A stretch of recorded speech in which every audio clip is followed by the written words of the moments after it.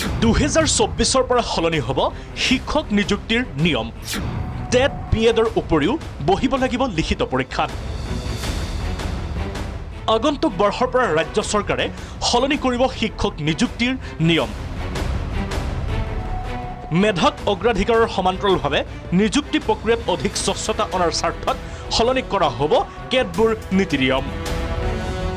মুখ্যমন্ত্ৰী ডক্টৰ হিমন্ত বিশ্ব শৰ্মাই ঘোষণা কৰা অনুসৰি টেট বিএড থাকিলে এতিয়াৰে পৰা শিক্ষক হ'ব নোৱাৰিব টেট বিএডৰ উপৰিও চাকৰি লাভৰ বাবে বহিব লাগিব লিখিত পৰীক্ষাত সেইকাৰণে এইবাৰে শেষ ইয়াৰ পিছত আমি শিক্ষকৰ চাকৰিৰ ক্ষেত্ৰত আমি এটা নতুন নিয়ম কৰিম বেসিক্যালি টেট পাস কৰিব বিএডৰ নম্বৰো থাকিব কিন্তু ফাইনালি এটা ৰিটেন এক্সামিনেশ্যনত আপুনি আৰু এবাৰ বহিব লাগিব টেটটো কোৱালিফিকেশ্যন হেতু আপোনাৰ 5 বছৰ আগতো পাস কৰা হ'ব পাৰে 4 বছৰ আগতো পাস কৰা হ'ব লাগিব টেট বিএড আৰু হায়াৰ সেকেন্ডাৰী মাৰ্কছৰ পিছতো আপুনি আৰু এটা পৰীক্ষা দি পাস কৰিব লাগিব মুখ্যমন্ত্ৰীগৰাকীৰ মতে শিক্ষক নিযুক্তিৰ ক্ষেত্ৰত সততে একাংশ প্ৰাৰ্থীয়ে বহিৰাজ্যৰ পৰা বিএডৰ ডিগ্ৰী লৈ আহে যদিওবা এই ডিগ্ৰীসমূহ ইউজিচিৰ অনুমোদিত তথাপিও বহুতে নিয়মীয়া ক্লাছ নকৰাকৈ এই ডিগ্ৰী লাভ কৰে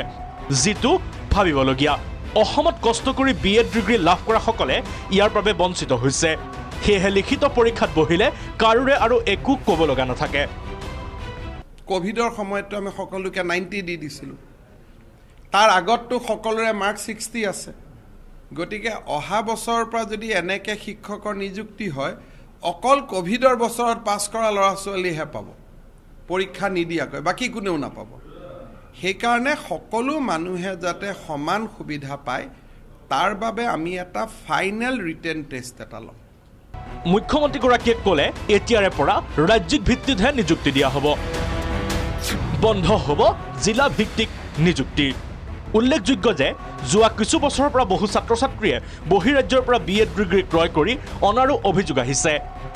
বিদ্যালয়ৰ লগতে মহাবিদ্যালয় পৰ্যায়তো একে প্ৰক্ৰিয়া দেখিবলৈ পোৱা গৈছে সেয়েহে মহাবিদ্যালয়ত বৰ্তমানে কাম কৰি থকা বহু শিক্ষকৰ বিএড ডিগ্ৰীৰ স্বচ্ছতাক লৈ সময়ে সময়ে প্ৰশ্ন উত্থাপিত হৈ আহিছে